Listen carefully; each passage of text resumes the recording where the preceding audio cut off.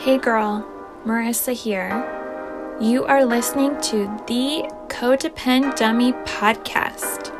As a young woman, you have been raised, reinforced, and rewarded for putting the needs of others above your own. Now, in your 20s, you're finding yourself exhausted, exasperated, and enveloped in shit relationships, especially the one you have with yourself. Codependency is a way of being where we put the feelings, wants, and needs of others above our own in an unconscious attempt to meet our own feelings, wants, and needs. Sorry to break it to you, sis, but that is not sustainable. This podcast is to help you undo all that so you can stop playing small and start taking up space, you dummy. Let's get to it. Hello, everyone, and welcome back to the Codependent Dummy podcast. Today, Karen McMahon is back. Karen is a certified relationship and divorce coach and founder of Journey Beyond Divorce. Karen leads a national team of divorce coaches in supporting men and women around the world to become calm, clear, and confident as they navigate divorce. Karen is the host of the acclaimed Journey Beyond Divorce podcast, the co-author of Stepping Out of Chaos, Turning Pain into Possibility, and the creator of JBD's exclusive Accelerated Divorce Recovery Program.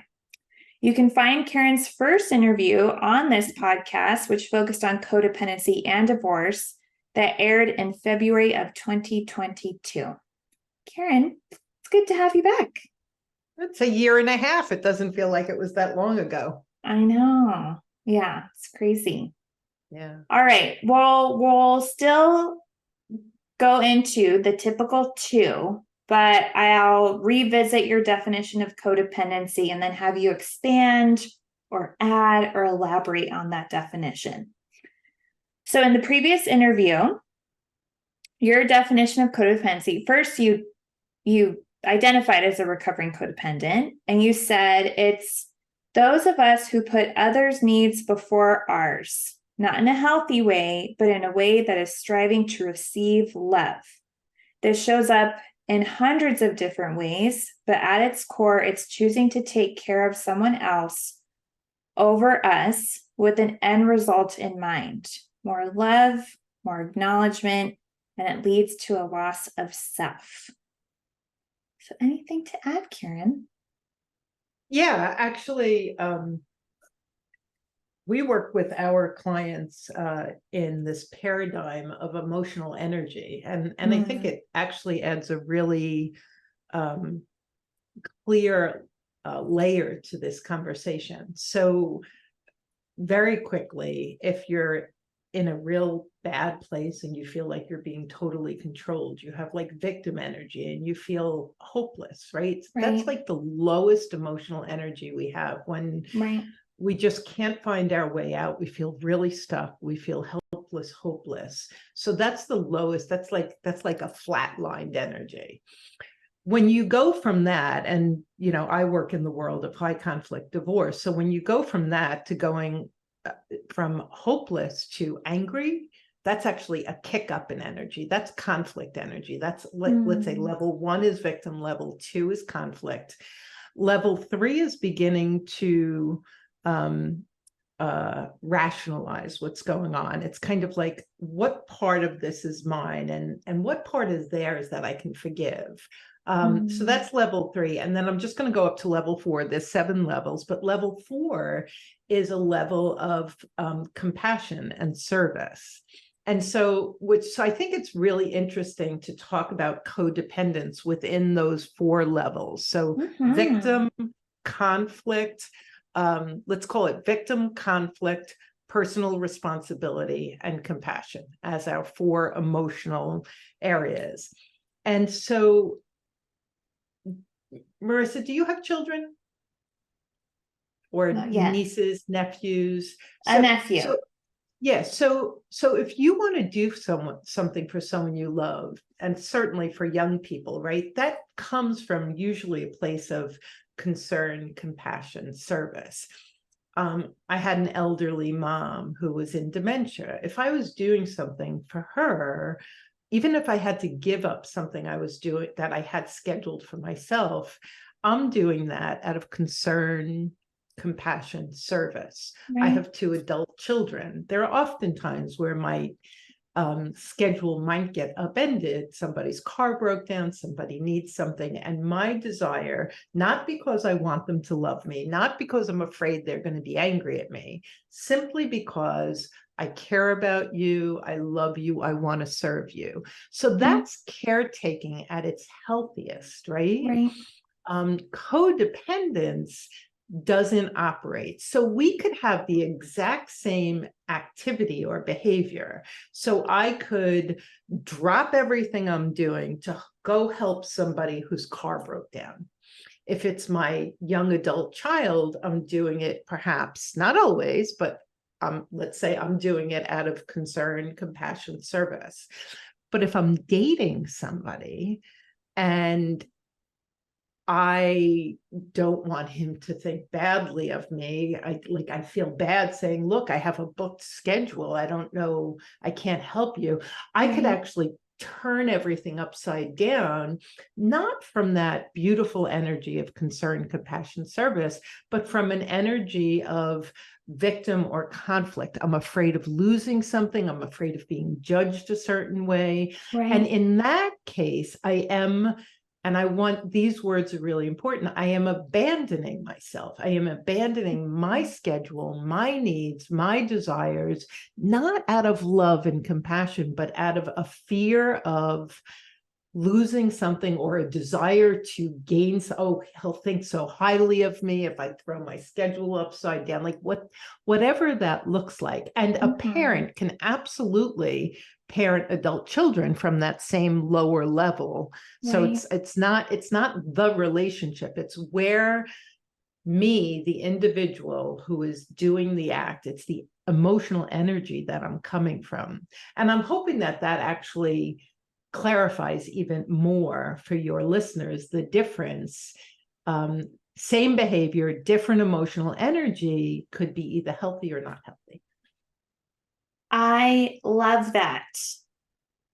And I think, I mean, I've heard it different ways and I've said it different ways on the podcast so far, but right, this emphasis or this effort to try and share with listeners, like parents can parent their children in a loving, healthy way, right? With energy of compassion and service and care. Or parents can really parent in a codependent way, right? Like they're victims trying to avoid conflict. And so, yeah, I think sometimes it's misleading or confusing when we read lists online, like what is codependency? We read about the behavior and Yeah. it just says bullet point caretaking. Yeah. But there's really a distinction between, yeah, that energy where it's coming from that could make it codependent or just a caring person for a friend. Yeah. And I think Yeah. it's very dangerous for people who are caring friends, caring family members to, and I can tell you a story. I was actually accused of being very codependent with my children. Mm. And so it's really important that we honor the love and compassion that comes with caretaking. And so Right. it's really what is the underlying motivation? And it involves each person being honest with themselves and really taking a look, like, is there anything else going on here? Besides me just wanting to support that person, love on that person, serve that person, like, Right. is there something? And I guess this would be the second thing is, and I don't remember if we got into this a lot, but as a codependent, I will abandon myself for somebody else 8 days a week. I will abandon myself for my mother, my boyfriend, my kid, my neighbor, for my boss, for anybody who I have this yearning need to feel seen, heard, loved by. I will abandon myself. And then what happens is when we abandon ourselves over and over again, we attract people who will abandon us. And then we ask that question, like, why does this keep happening to me? Right. And yet our behavior is at the root cause of what's happening. And when we heal that and honor ourselves and then commit to ourselves, we attract people who will commit to us. Yeah. All right. Well, I want to hear about getting accused of being codependent with your children.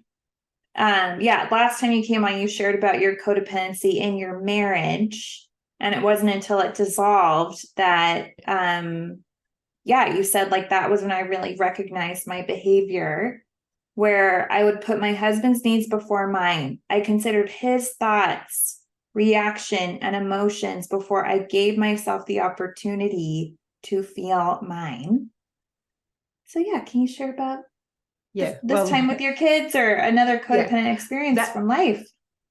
Yeah, so I think that the description you just read is, that was me, and I think many people at their most severe. It's like when you're so codependent that other person is like renting space in your head, that's a huge red flag. That's really, really unhealthy, and that's where I was at. So I have two stories.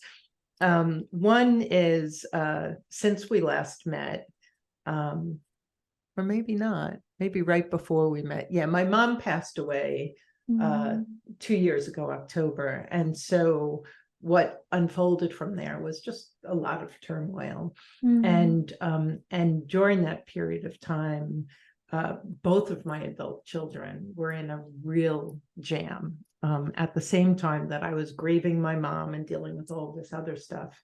And what I thought was really interesting was family members started accusing me of being really codependent because I should be taking care of my own grief and emotions as opposed to taking care of my adult children.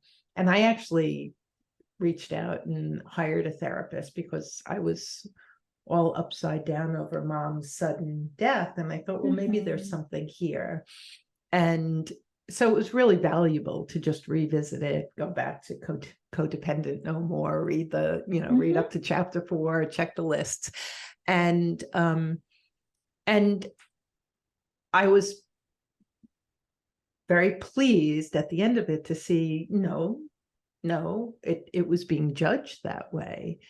But in effect, I was able to hold what I needed to do in terms of grieving, but I had two alive people who were my people, and I was able to serve them with a heart of just wanting to help out.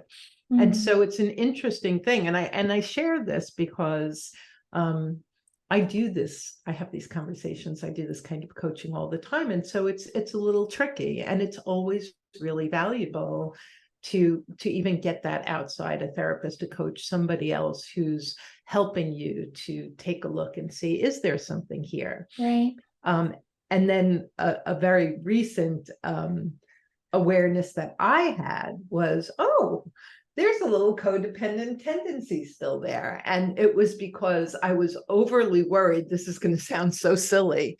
I have a Saint Bernard and a boxer Rottweiler, and I became overly worried about whether or not I was doing the right thing by them. And I started laughing at myself, and I was like, you still have some codependent tendencies, because here it's a freaking dog. And, and everyone says that, like, your dogs are like the luckiest dogs in the world. They're so well taken care of. And yet, whatever it was, they hadn't gone out for hours or whatever it was. And I just chuckled at myself because I was like, that's very interesting, because it doesn't serve you to do that. And of course, you love that little girl so much. And yet it was the thinking that was a little bit of a red flag for me. Keep an eye on that, like what's going on with that. And so I just shared those two examples. Yeah. Well, going to the first one and then going back to your definition of codependency, and we talked about it's really important to pay attention to the energy, right? The motive.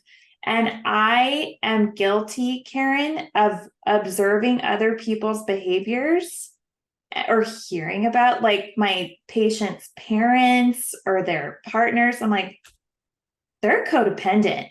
Like, just that's my judgment when I don't actually know the energy, right? I don't actually know their underlying motives. It can look codependent, it can sound codependent, but yeah, I mean, there are exceptions to, yeah, what appears to be codependent behavior. That's just helping someone in a time of need, or yeah, someone's in a jam. Like, it's not this pattern of enabling, like, but yeah, if I was listening to someone maybe share about your behavior, I'd be like, that lady's codependent. But it's this very specific situation. So yeah, I don't know. Any thoughts on how, yeah, we do misjudge because we don't know where the energy is coming from? Yeah, and I think that's it. I think in a nutshell, whether you're assessing your own, or if you have a friend who you think is engaging in codependent behavior, the question is really, we call it like getting under the covers. It's like, what's going on below that decision? And what caused you to change your plans and do that when I know your plans were really important to you? And so the answer to questions like that, or if I'm asking myself, get to that emotional energy piece. It's like, fear and obligation are the same. So it's another good example. Like a codependent behavior is to say that you're going to go see your in-laws every other weekend with your spouse when your father-in-law doesn't treat you well, or they smoke in the house and it's not good for your health. And it's like, well, why are you doing that? Well, I wouldn't want them to think I'm not a good wife. Codependent. Right. I wouldn't want my spouse to be mad at me. Okay, well, that opens up the invitation for the two of you to talk about your allergy toward nicotine or whatever the case may be, and to work it through. But if you're just ditching yourself, then that's your tell that you're that you want to do a little bit of work and straighten that out. And if you're just a caring person, I would say service is probably one of my highest values. So somebody could see me as codependent because I am very service oriented. But when I know I'm serving from a place of fullness and love and abundance and desire to support, anyone could say whatever they want. I'm good. Right. Yeah. Right. One question, just, before we get in. So Karen's here to talk about boundaries, everyone. So just, hold on to your seats. But you emphasized, and you said, I want to emphasize how codependency is abandoning oneself, right? And right now you said ditching. How come you want to use this? I can guess why, Karen, but how come you like this language and like this, right? Like abandon, right? It can be so, it's so explicit, right? It's in your face. Yes. And so, yeah, your thoughts on the language, like you could just say like, you're ignoring yourself, or yeah, why abandon? Because you're abandoning yourself. And because I'm a fairly in your face kind of coach. So what does that mean? So if I have a plan, and we'll just take a weekend. If I have a plan for a weekend, then it's my weekend to go to the beach and read a book and, enjoy a cold beer and go swimming. So it's not important. And then somebody I care about has something really important going on and they need my help. One of my really good friends is moving.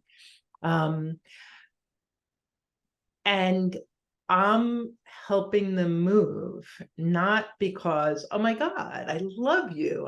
I'm so glad you asked me, but rather, Marissa and Nancy are helping move. I don't want to be the only one who doesn't show up. They're going to think this, that. Like, when you're making a decision based on that, what you're doing is you're abandoning what's important to you. You're abandoning your values. You're abandoning, in this particular case, your respite that you probably need.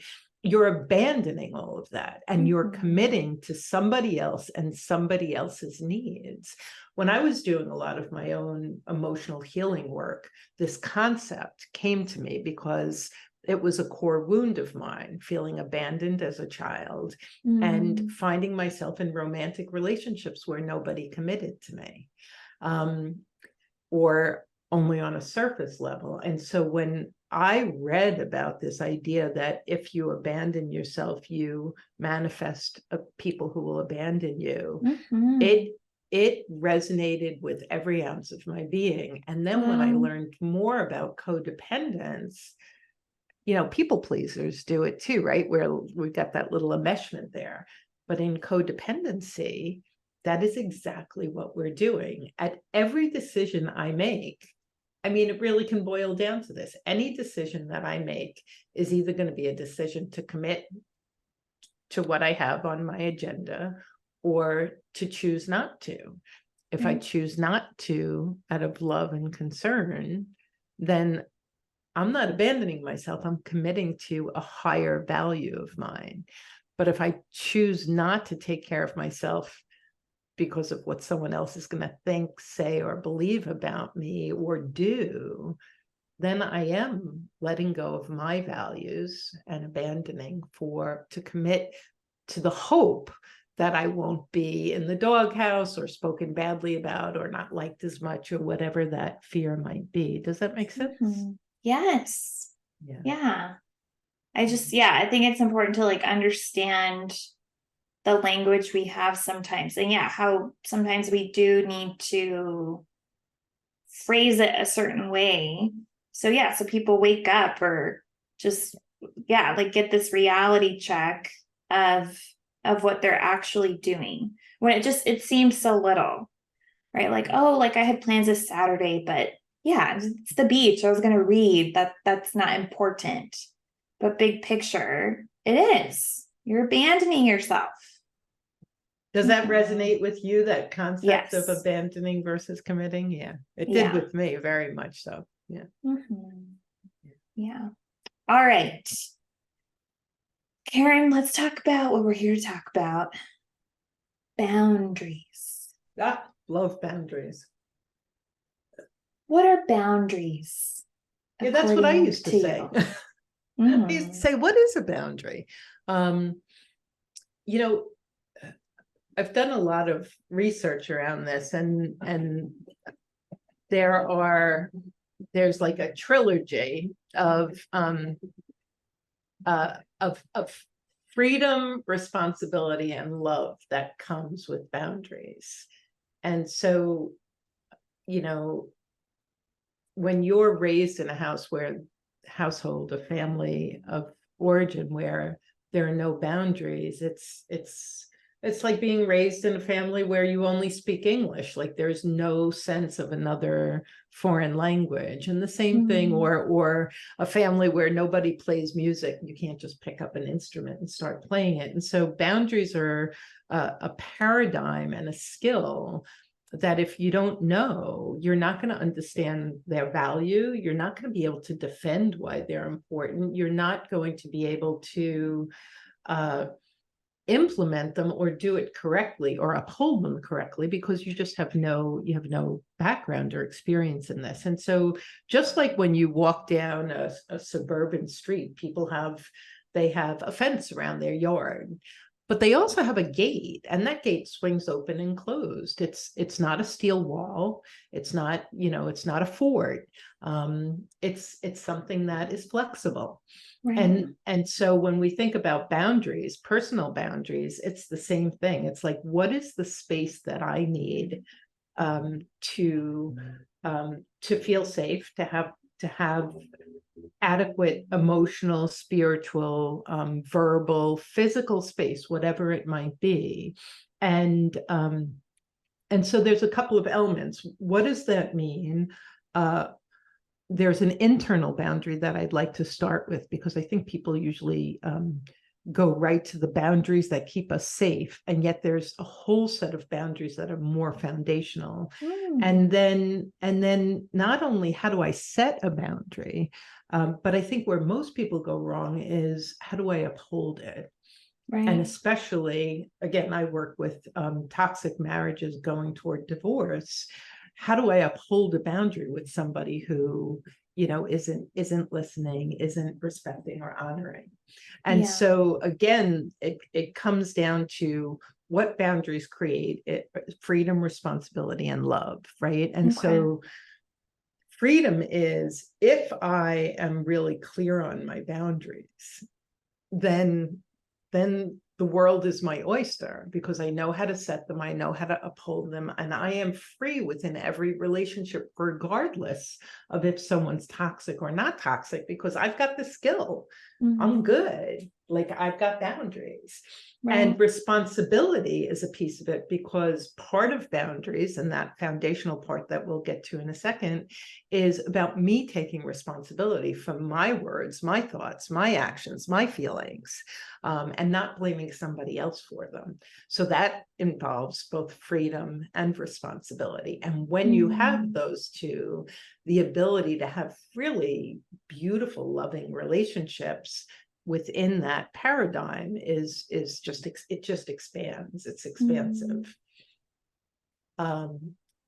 So if we could begin with what's a personal boundary, right? What are those internal boundaries? Yeah. And if, for everyone listening, if you've ever said to somebody, you made me feel so blank.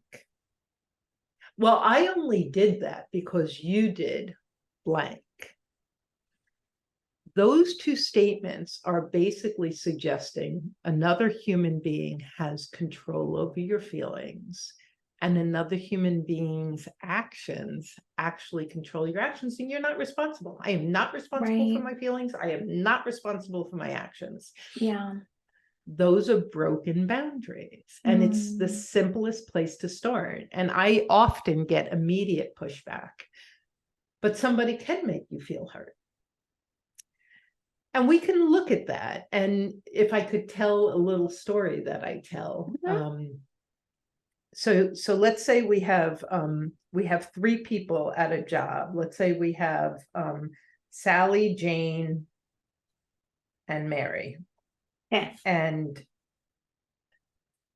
the boss, and we'll call her Anne. So Anne is having a bad day, and she just loses her head, and she gets really angry. Something happened, something fell apart, and she starts yelling and screaming. A couple of F-bombs come out, and she does this in the room with her three staff people. Now, and she's blaming, she's accusing, she's like off the rails. If people could make us feel, then all three people in the room would feel exactly the same way.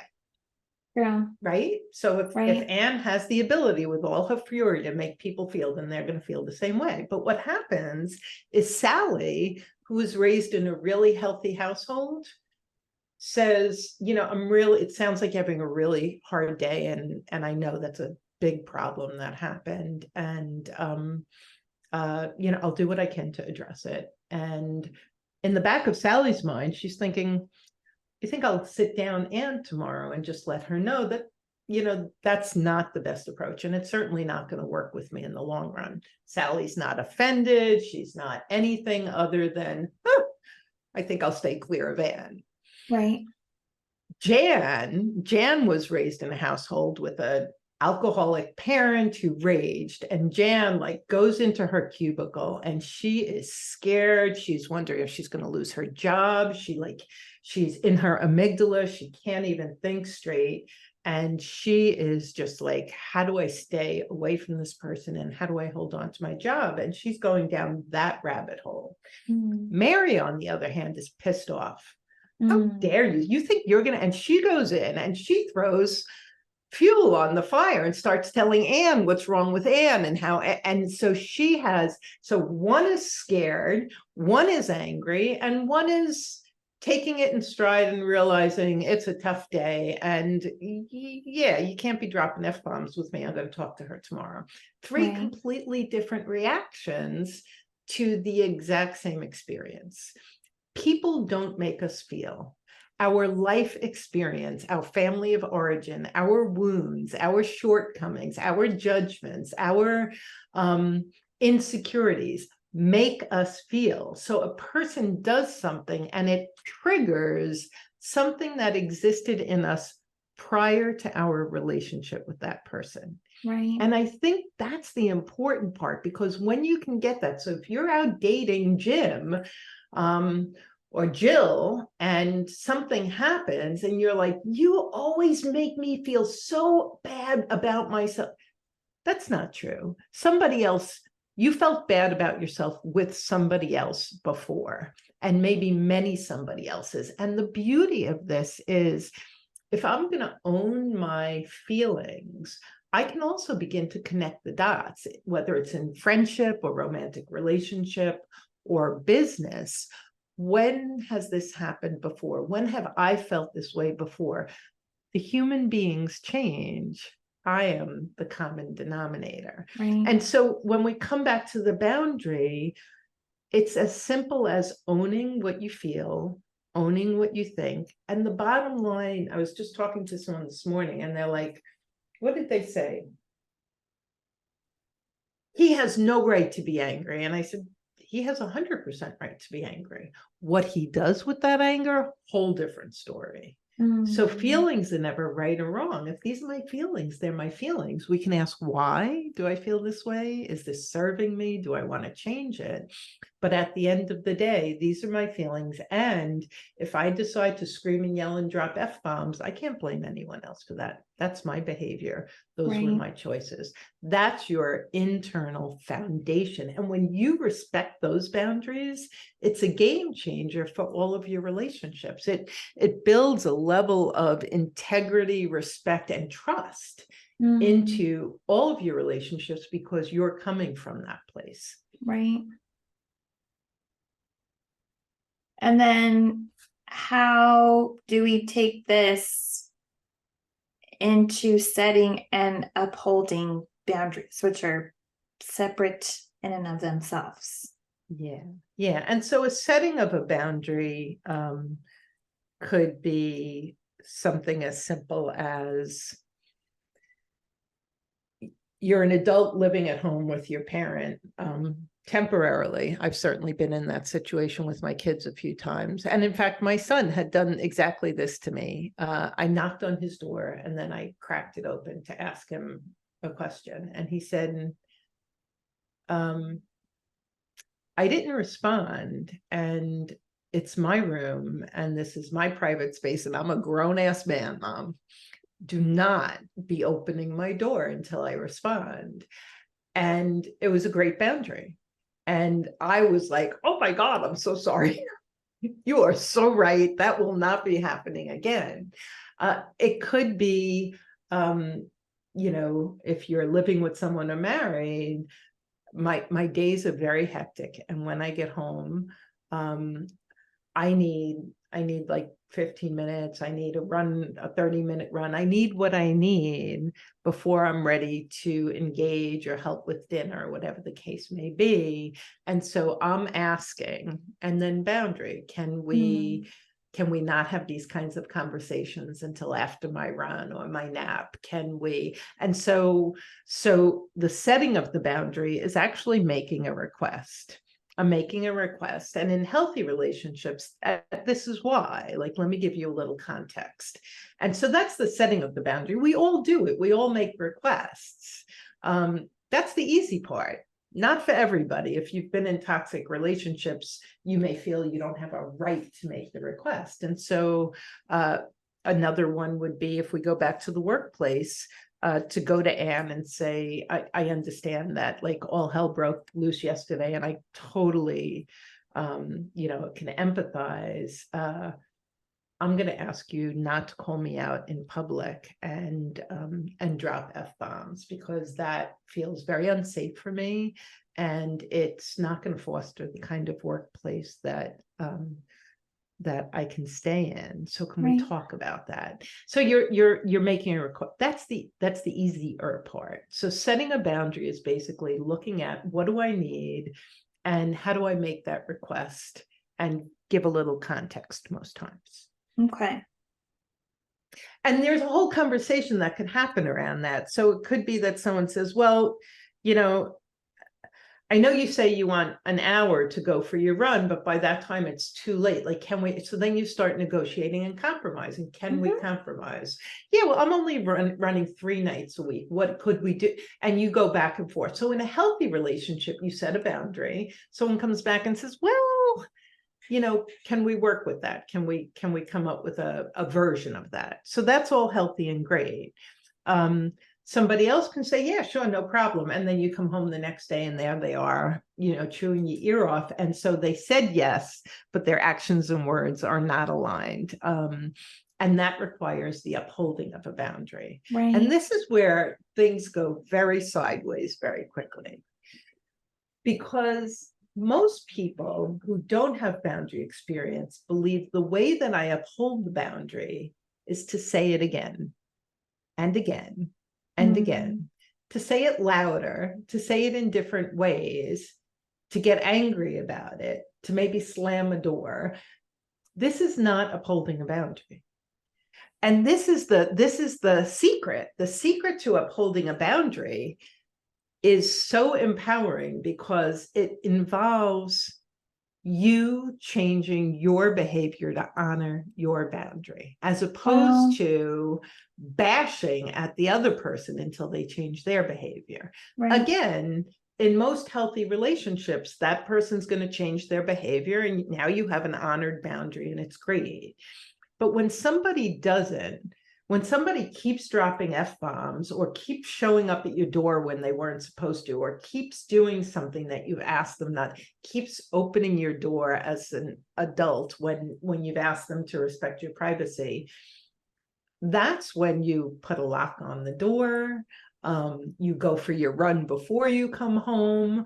You walk away from a conversation and out the door so you can't even hear the abusive stuff coming out of their mouth. In written communication, please do not write me 3-page emails that are ripping me to shreds. It's hurtful.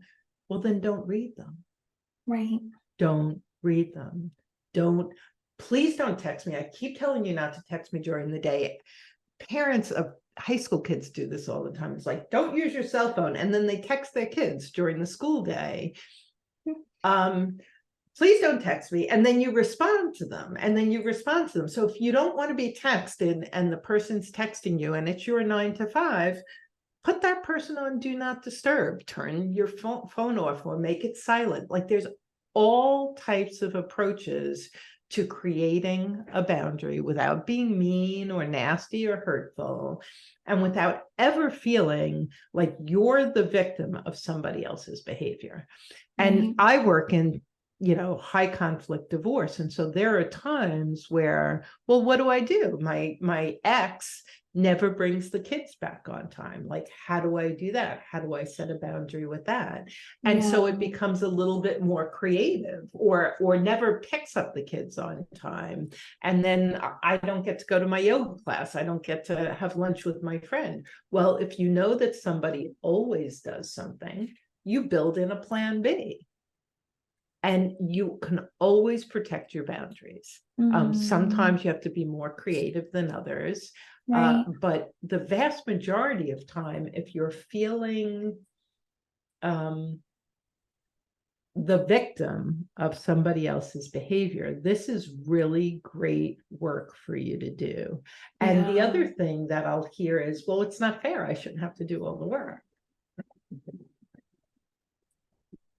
When you're in relationship with people who are oblivious to things like that, one of your choices, even if it's a family member, a loved one, is to choose not to be in relationship with them, or to find a lane that's very, you always have choice, find a lane that's very narrow. Okay, I love my brother. I'm only going to see him Christmas and Easter because he's really difficult otherwise, but I can do that. Or I'll never see him on holidays, but I'll see him in the summer when our folks have a barbecue. Like, you can always choose. Well, I shouldn't have to. They should change. That's a whole nother topic. It's like, people are who they are. Keep your side of the street clean. Work on your behavior, and that love, responsibility, freedom paradigm is yours for the taking. Yeah, I mean, as you were saying, it is hard, working with patients and even my own life. Yeah, I'm like, they should change. Yeah, I don't want to do the work. I've already done all. Look at me, Karen. But then, it's like, I don't want to put in that extra effort. I don't want to problem solve or work around this. Right, like you said, I don't want to change my behavior to uphold my boundary. That's work, but it's also work responding or reacting to them not upholding the boundary. So I'm already doing work. So it's just like, what type of work do you want to do? Do you want to do the frustrated victim? Like lower energy, or do you want to have energy coming from compassion? I don't know if it's necessarily service to them, service to yourself, but Absolutely. who knows? Like, who actually knows what their motives are or what's going on, that they can't maintain some boundary, but you're just going to be stuck in it if we don't change our behavior. Yeah, and I think that, especially given the topic, Marissa, of your podcast, if somebody's listening, they are here because they're challenged with this idea and behavior of codependence. And so it's really important to look and say, what is your resistance to being fully responsible? Because we could say it's not fair, but if you've been around the sun enough times, that, like, there's just a ton in life that's not fair. But there is pleasing and not pleasing. And so when I'm in a relationship with somebody who behaves in a displeasing way, but I like that person, my first thought is, where's the opportunity? Where's the opportunity to love on this person while still holding boundaries? And then when you do that work, it informs what the next step is going to be, right? Because sometimes people wake up and they're like, oh, that people don't usually respond to me that way. I get a lot of hostility usually. Yeah, well, I don't feel hostile towards you. I just took care of myself. And you can even invite in behavior change without trying to control it, just by being that compassionate stand for yourself and for the relationship. Yeah. All right. Well, in contrast, I'm curious, Karen, if you can tell us, what aren't boundaries? Like, when we think we're setting one and we're actually not. So, okay, for example, one thing I've noticed in myself and my patients and listeners is I have this idea that I'm going to approach someone, I'm going to set a boundary, and they will comply, and I will live happily ever after. And when they don't, I am furious, and I've actually come to recognize I'm not setting a boundary. I'm trying to control them. That's not a boundary. I'm actually just trying to control someone. So yeah, what aren't boundaries that are like pseudo boundaries or look like boundaries? Well, you actually nailed it. So I did a 5-day boundary challenge this summer, and someone said to me, how do I do a boundary when? And then they described to me how they wanted their soon-to-be ex to behave differently. How do I set a boundary when I need Jim to, pick up the kids on time? Like, that's not a boundary. That's not a boundary. If you ask me, how do I set a boundary when Jim, does X, Y, or Z? But when you're trying to get someone else to do something, you can actually play the boundary word, but that's not at all what's going on. It's not. And I think that there's a saying that, I don't know if I shared it last time, but when we're accepting and expecting of people to show up the way they usually show up, there's no anger or disappointment. And so in my audience of people, I have clients who are married 20, 30 plus years, and they'll say, I can't believe my wife blank. And my first question is, has she ever done that before? Oh my God, all the time for 20 years. Okay, so what part of you can't believe it do you want to own? Right. And so when we're accepting and expecting, even if it's a difficult relationship, I know Marissa, I know how she shows up, I know what to expect. I know she has a shortcoming and that could show up in this situation. But if I already know it and I already expect it, I had my mom's social worker, her doctor had a social worker, and she was fairly deep into dementia. And this concept was shared with me and my sisters that if you are accepting and expecting of mom's memory on her worst day, when she tells the same story 25 times, you won't be frustrated, aggravated, or disappointed. When she has a good day and she only tells the story once, you'll be thrilled because you're expecting it 20 times. Right. It's the exact same thing with every relationship. And so I would challenge the listeners to say, take a look at your top 5 relationships and think about, what do you know? What do you know about these people in terms of the way that they show up that totally blows your skirt up, and the way that they show up that is displeasing? And what if you always expected and were ready to accept that displeasing way? Then you'd have your plan B ready, you'd have your boundary ready, you'd have your choice of, do I want to go to that party or not? You would know right away because you would be operating with what's real rather than what you wish it was. Right. Yeah. So boundaries aren't controlling people. They aren't changing behavior. Anything else that they aren't, that you've like witnessed or observed in people? They are not to be used as a weapon. I would say that's the other thing. Boundaries are not to be weaponized. And how have you seen or heard them be weaponized? Yeah, I think that weaponized and controlling probably fall into the same category, with one being more dramatic than the other. And so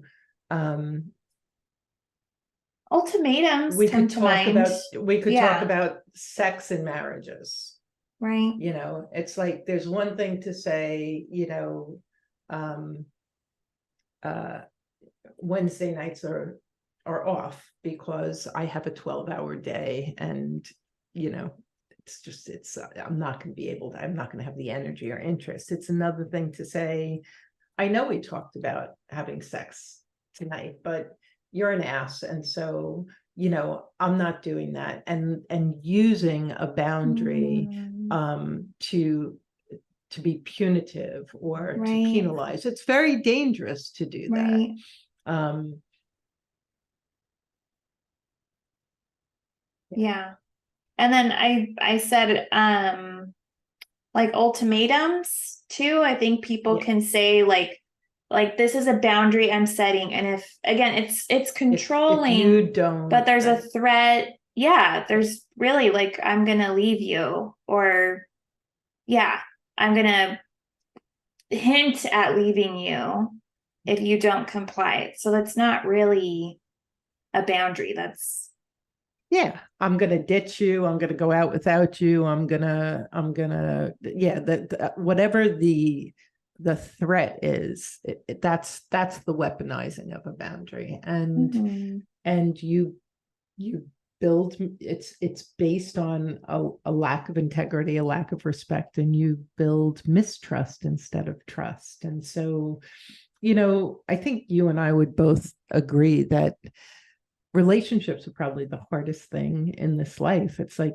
it's so much easier for me to be sitting here with my computer than to engage with so many different personalities, where it's kind of like we're all a bunch of porcupines trying to live together and not poke up against each other too much. And so learning these skills of how to be healthy and not codependent, how to set inner boundaries and own our stuff, and set outer boundaries for safety and comfort, that enables us to have really deep and rich relationships. And it also enables us to begin to see very quickly and clearly those who are not invited into our inner circle because they're not healthy, or they're not they're not going to be good for us.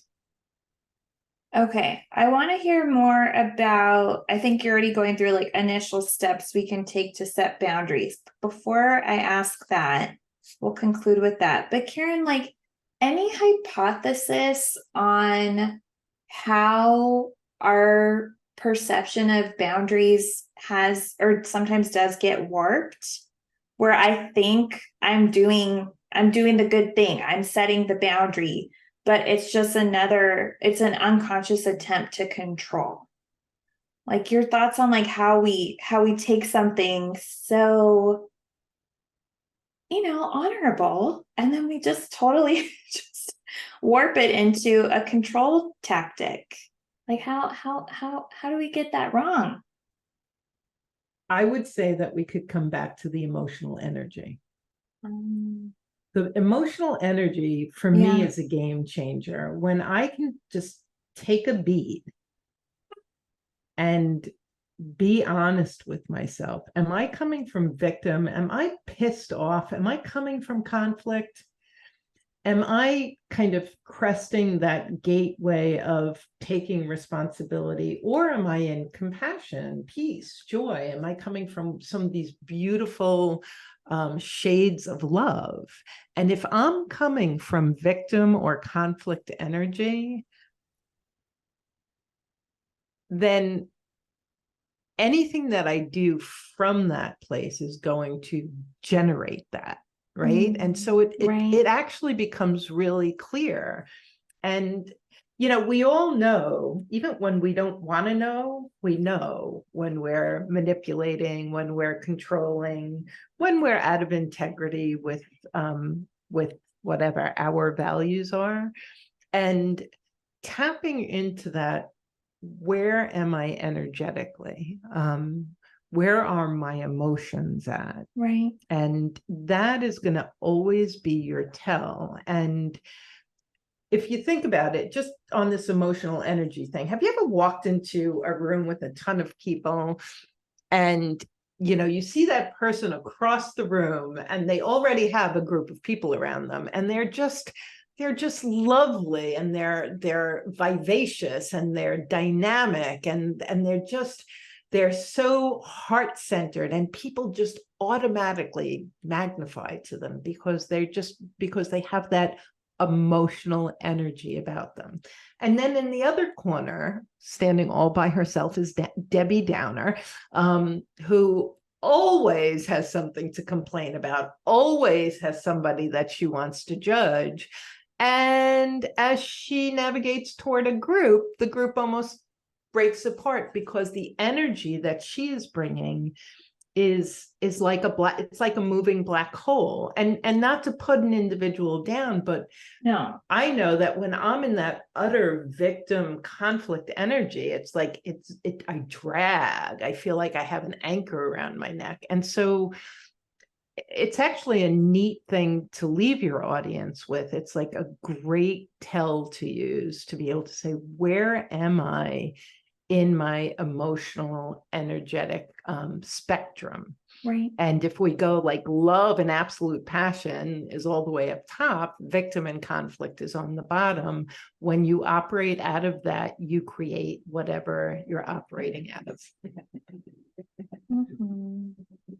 Well said. All right. We have like a couple minutes. So initial steps for setting boundaries. You've talked about setting inner and outer boundaries, owning our stuff. Then we're able to discern who's healthy and unhealthy. We can ask, where am I energetically? Where are my emotions at? Any other initial suggestions to help us start setting boundaries from, higher energy levels? I think that for people who are codependent, I would say at the top of your list should be the question, what do I need? Because you're always putting someone else's needs before yours. So when you're trying to set boundaries, the question is, what do I need? What do I need? And that's a really good place to start. Mm-hmm. What do I need? I can't tell you how often I'll ask clients, they'll tell me a story of the day, and then I'll say, what do you need? And they so often are like, nobody ever asks me that. I don't ask myself that. I haven't even thought about that. And so I think especially with your audience, that might ring very true. So I would even say, if this resonates with you, go print out a little card that says, what do I need? Put it in your bathroom, put it near your computer, put it on the refrigerator, put it wherever you know you are, when it would just be helpful to go, wait a second, let me make sure my needs are being met. Right. Yeah. What do I need? All right, Karen. Well, thank you again for coming back. You do have a free resource for the listener. Can you share about your quiz? Yeah, we've recently put together a relationship health quiz. It's just about 10 to 12 questions. And in just a couple of minutes, you can get a really good sense of the health of your relationship. And so that's and maybe you could put this in the show notes, it's jbddivorcesupport.com/relationship health quiz. Okay. Yes, I will put that in the show notes. And if people want to hear or learn more about you, where can they go? Well, so we have a podcast, Journey Beyond Divorce.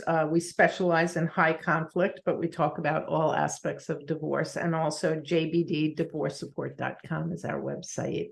So everyone can find a lot of information and resources there.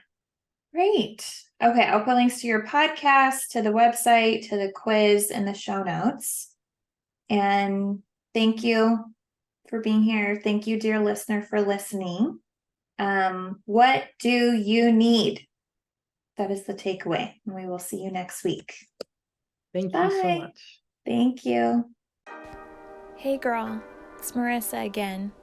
I'm not like a regular podcaster, I'm a cool podcaster, right? Thank you for listening and staying till the end. You can find me on Instagram at Therapy with Marissa. Email me, marissa@codependummy.com. Check out codependummy.com for more information on the show.